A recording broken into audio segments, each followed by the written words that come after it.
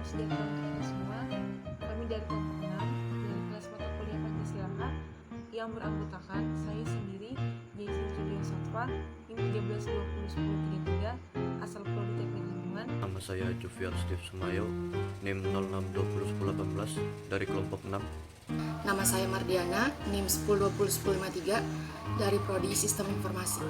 Nama saya Lutfia Ramalita, NIM 13201038 dari Prodi Teknik Lingkungan. Nama saya Lisolihat, NIM 07201048 Prodi Teknik Sipil. Adapun latar belakang dari konten video ini adalah dikarenakan kondisi yang tidak kondusif untuk melakukan perkuliahan secara offline ataupun tatap muka, sehingga pemerintah dan seluruh tenaga pengajar mencari solusi agar proses perkuliahan tetap bisa berjalan. Salah satunya adalah Institut Teknologi Kalimantan yang melaksanakan perkuliahan secara daring ataupun pembelajaran jarak jauh.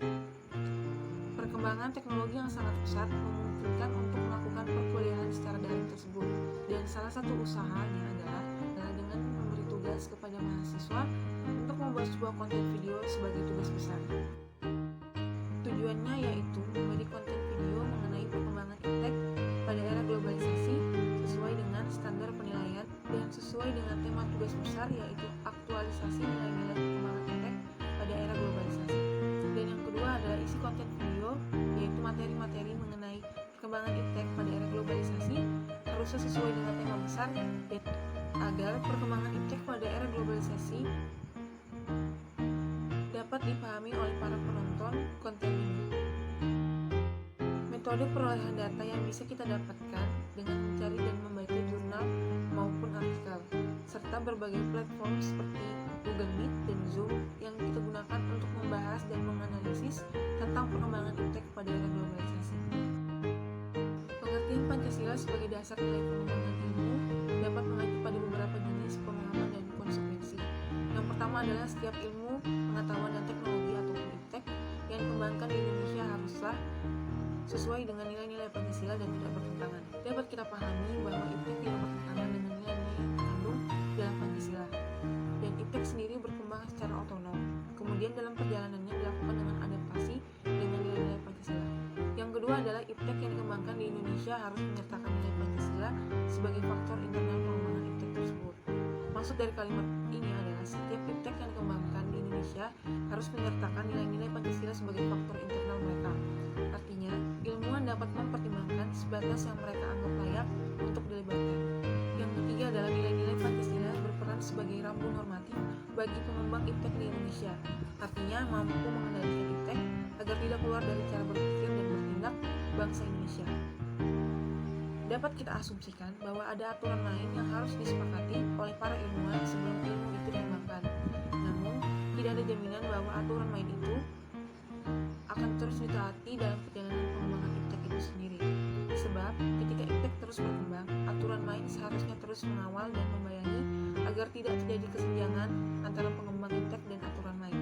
Selanjutnya adalah yang keempat, bahwa setiap pengembang iptek harus berakar dari budaya dan ideologi bangsa Indonesia sendiri.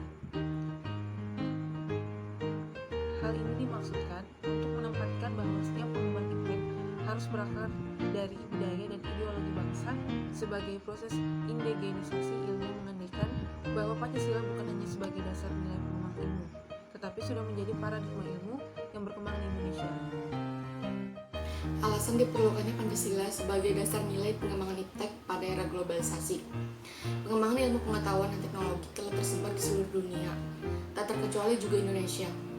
Hal ini dapat diartikan sangat rawannya Indonesia akan pengaruh global yang akan terus berkembang. Ini pula yang menjadikan beberapa alasan mengapa pentingnya Pancasila dijadikan dasar sebagai pengembangan ilmu. Yang pertama adalah kerusakan lingkungan.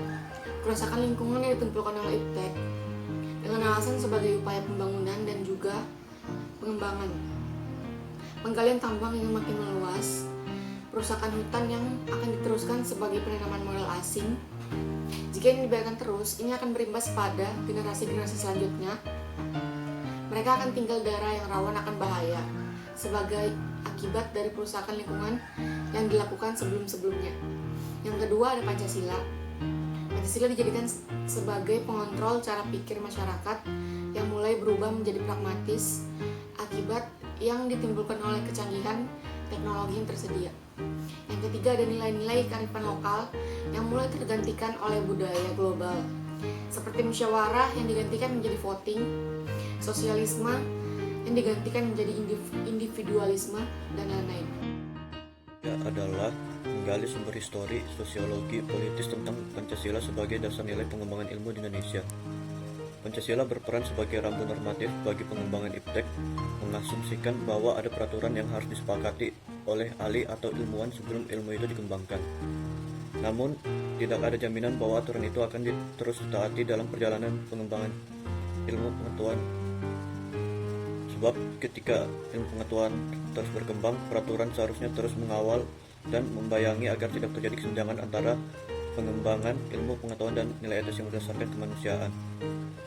Pertanyaan, peran Pancasila dalam pengembangan ilmu pengetahuan adalah: pertama, Pancasila merupakan landasan dari kebijakan pengembangan ilmu pengetahuan.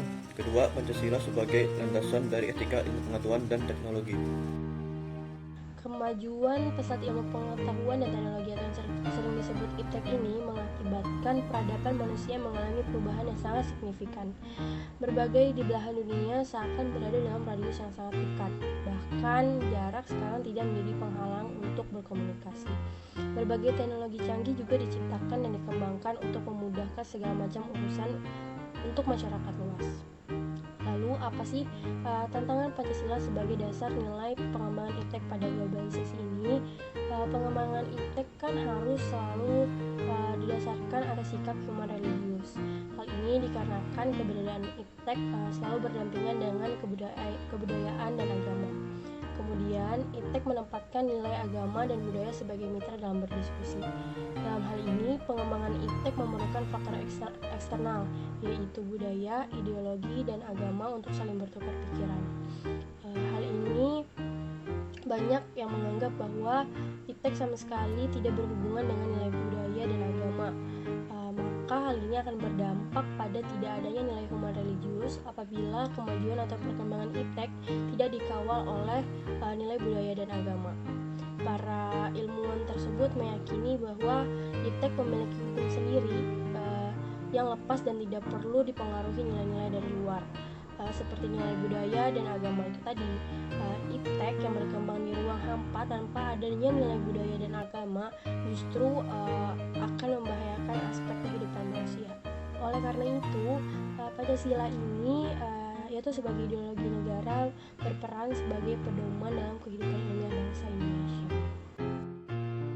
Esensial Pancasila sebagai dasar nilai pengembangan ilmu dan teknologi di era globalisasi ini, yang pertama terkait sila ketuhanan yang Maha Esa, itu memberikan kesadaran bahwa manusia selalu harus berpegang teguh pada nilai-nilai ketuhanan.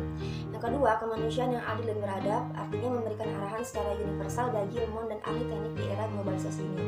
Yang ketiga, persatuan Indonesia, memberikan landasan esensial bagi kelangsungan NKRI. Yang keempat, kerakyatan yang dipimpin oleh hikmat kebijaksanaan dalam permusyawaratan kewakilan, yaitu memberikan arahan bahwa pembentukan negara kesatuan Republik Indonesia ini oleh dan untuk semua rakyat Indonesia, begitu juga dengan pengembangan iptek.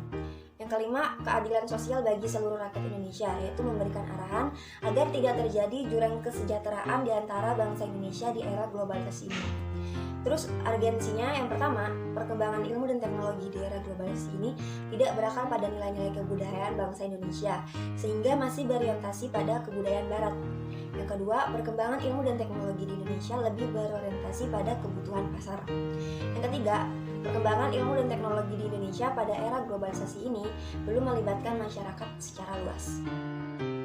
Untuk perkembangan iptek di era globalisasi yaitu mempermudah pendistribusian karya-karya anak bangsa seperti musik, film, fashion, maupun furniture ke negara-negara di dunia, sehingga Indonesia lebih dikenal oleh dunia luar.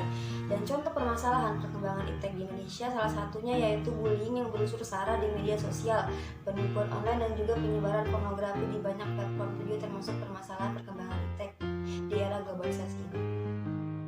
Yang dapat kita ambil, yang pertama, Pancasila merupakan satu kesatuan dari sila-silanya harus merupakan sumber nilai, kerangka berpikir, serta asas moralitas sebagai pembangunan ilmu, pengetahuan, dan teknologi di era era globalisasi. Terus pengembangan ilmu dan teknologi terlebih yang mencangkut manusia haruslah selalu menghormati martabat manusia, haruslah meningkatkan kualitas hidup manusia baik sekarang maupun di masa depan, dan membantu pemekaran komunitas manusia baik lokal, nasional maupun global. Harus terbuka untuk masyarakat, lebih-lebih yang memiliki dampak secara langsung kepada kondisi hidup masyarakat. Dan yang terakhir, ilmu dan teknologi hendaknya membantu menciptakan masyarakat yang semakin adil di era globalisasi ini. Sekian materi yang kami sampaikan. Wassalamualaikum warahmatullahi wabarakatuh.